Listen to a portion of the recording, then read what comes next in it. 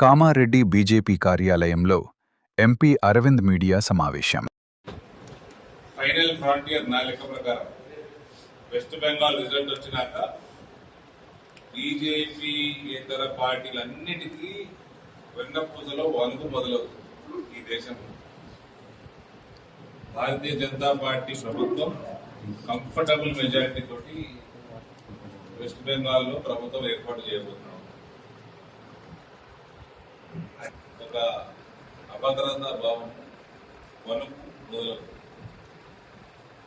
5 రాష్ట్రాల ఎన్నికల ఫలితాలు 4 5వ తారీఖు 4వ తారీఖు అది అయినాక ఒక 2-3 రోజులు ఎట్లా ఎవరి ముఖ్యమంత్రి ప్రభుత్వ ఏర్పాట్లు అన్నింటిలో బిజీగా ఉన్న అగ్రనాయకత్వం ఫస్ట్ మోదీ గారు డైరెక్ట్ గా తెలంగాణకి రావడం, అందులో కూడా పరేడ్ గ్రౌండ్ లో తెలంగాణ క్యాపిటల్, అందులో కూడా అతిపెద్ద సభా ప్రాంగణం పరేడ్ గ్రౌండ్ లో 3 లక్షలు 4 లక్షల మధ్యలో ప్రజల్ని ఉద్దేశించుకున్నారు. సో ఇది అపోజిషన్ పార్టీలలో ఒక హాట్ చర్చగా తయారైంది. ఇది ప్యూర్లీ పొలిటికల్ సభ, ప్రోగ్రెసివ్ సభ. ఆయన తెలంగాణకి రావటం అభివృద్ధి కార్యక్రమాలకి ఇనాగరేషన్ మరియు ఫౌండేషన్ స్టోన్స్ వేయడానికి రావడం జరుగుతుంది. ఆ తర్వాత సభ అన్నది భారతీయ జనతా పార్టీ సభ. సో ఫస్ట్ తెలంగాణలో మోదీ గారు చేపడుతున్న అభివృద్ధి కార్యక్రమాలలో మేజర్గా టోటల్గా 7,823 కోట్లు, దాదాపు 8,000 కోట్ల ప్రాజెక్టులకి ఆయన ఇనాగ్రేషన్ మరియు ఫౌండేషన్ స్టోన్ చేస్తూ ఉన్నారు. అందులో ముఖ్యమైనవి జహీరాబాద్ ఈ పార్లమెంట్ నియోజకవర్గంలో ఇంటిగ్రేటెడ్ ఇండస్ట్రియల్ స్మార్ట్ సిటీ, దీనికి కేంద్ర ప్రభుత్వం నుంచి 2,360 కోట్ల రూపాయలు వాళ్ళు కేటాయించడం జరిగింది. రెండోది 4 లేన్ల నేషనల్ హైవే 161 మనకు కేటాయించడం జరుగుతుంది. రైల్వేస్ కి సంబంధించి అమృత్ భారత్ స్టేషన్స్ ఇనాగ్రేషన్లు 2, దానికి ఒక 40 crores కేటాయించి అది ఇనాగ్రేట్. మన పార్క్ వరంగల్లో 200 crores పెట్టి అది రెడీగా ఉంది.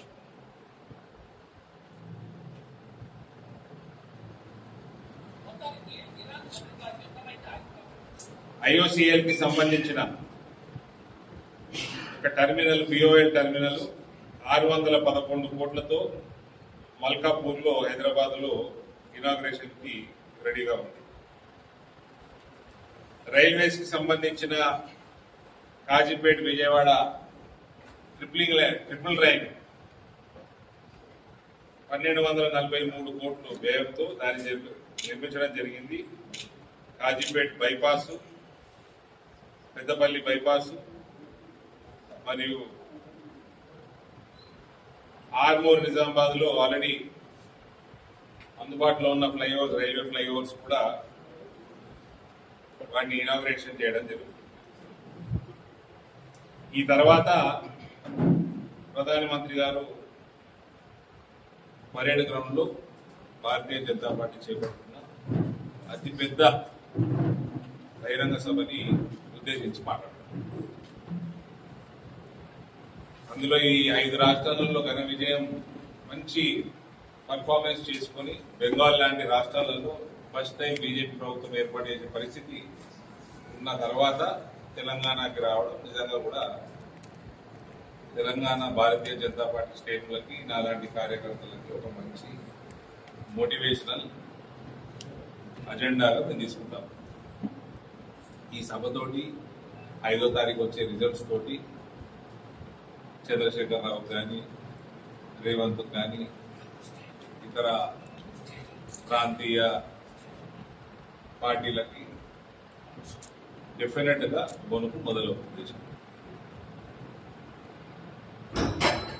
అదే కాకుండా ఈ పార్టీలన్నీ కూడా ఈ మధ్య పార్లమెంట్లో ప్రవేశపెట్టిన ఉమెన్ రిజర్వేషన్ బిల్లుకు వ్యతిరేకంగా ఓటేసి వాళ్ళు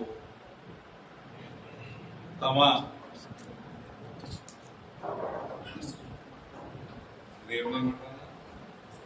సమాధి వాళ్ళే తొప్పుకున్నట్టు అయింది రానున్న కాలం.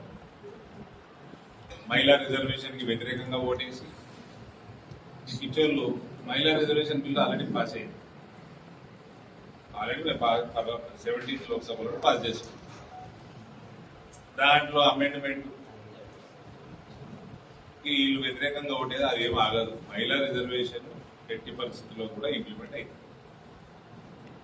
543 సీట్లకు అవుతుందా, 800లకు అవుతుందా, 700లకు అవుతుందా అది ప్రశ్న, కానీ ఇంప్లిమెంట్ అవ్వడం దానికి భారతీయ జనతా పార్టీ ఇంతకుముందు డెడికేటెడ్గానే ఉండే, ఇప్పుడు కూడా ఈక్వల్లీ డిటర్మిన్డ్ ఉంది. కానీ మహిళలకి ఎవరు వ్యతిరేకము, ఏ పార్టీకి వ్యతిరేకం అన్నది మొన్న పార్లమెంట్లో పెట్టిన బిల్లుకి పట్టబయలు అయిపోయింది దేశవ్యాప్తంగా. అటువంటి పార్టీలని ప్రజలు, ప్రత్యేకంగా మహిళలు కరెక్ట్ సమయం వచ్చినప్పుడు వాళ్ళకి బుద్ధి చెప్పక తప్పదు.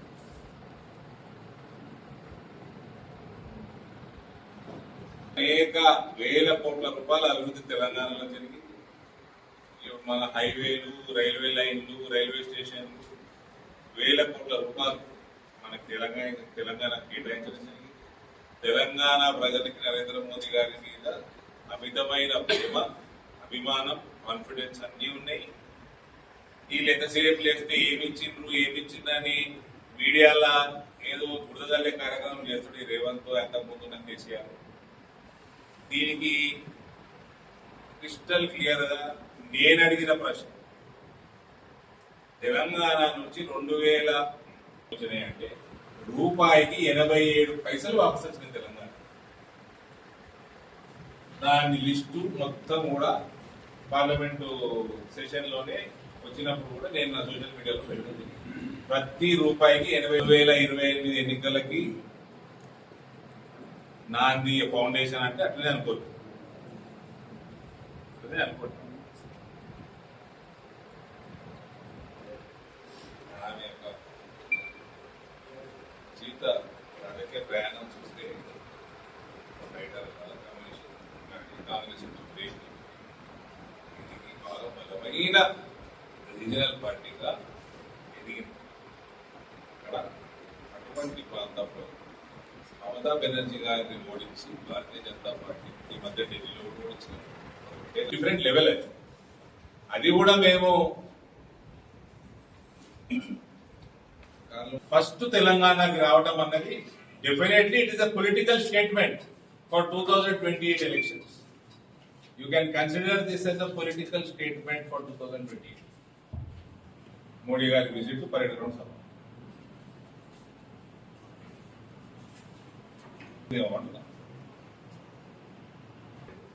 అది ప్రపంచ స్థాయిలో దాని మీద అధ్యయనం జరిగిపోయింది.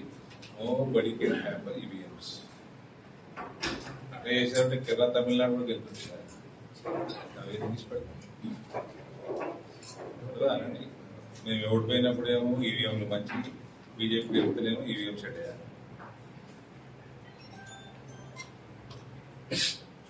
Highest number of assembly seats Nizamabad ఉమ్మడి జిల్లాకి వస్తాయి. హైయెస్ట్ నెంబర్ ఆఫ్ అసెంబ్లీ ఎమ్మెల్యేలు మన ఉమ్మడి జిల్లాకి వస్తుంది. రాసి పెట్టుకోండి.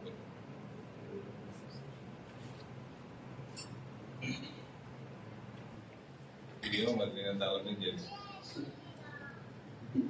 ఆలోచన చేయమంటావా? అవసరమా? ప్రజల మీద ఉండకపోవచ్చు కానీ ఆయన నాయన మీద ఆయన నాయన వాళ్ళ అన్న చేసిన లంగ వివరాలన్నీ బయట చెప్తుంది కదా. కానీ వాళ్ళ అన్న వాళ్ళ నాయన చేసినాయని బయట పెడుతుంది. ఆమెను కూడా కోర్టు ఎక్కడ కూడా అప్పుడు నేను కూడా పాపంలో నేను కూడా భాగస్వామి అంటున్నాను. ఈ ఇక లిక్కర్ స్కామ్లో కూడా ఎవిడెన్స్ లేదు అని మాత్రమే కోర్టు అన్నది. సిబిఐ మళ్ళీ వెళ్ళిపోయింది ఎవిడెన్స్ లేదన్న మాత్రాన క్రైమ్ కాలేదని కాదు, స్కామ్ కాలేదని కాదు.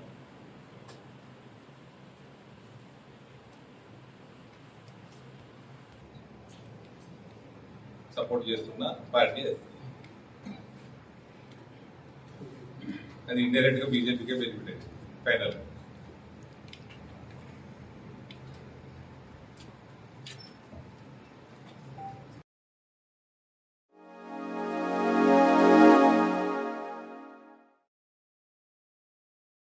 Like, comment, and subscribe.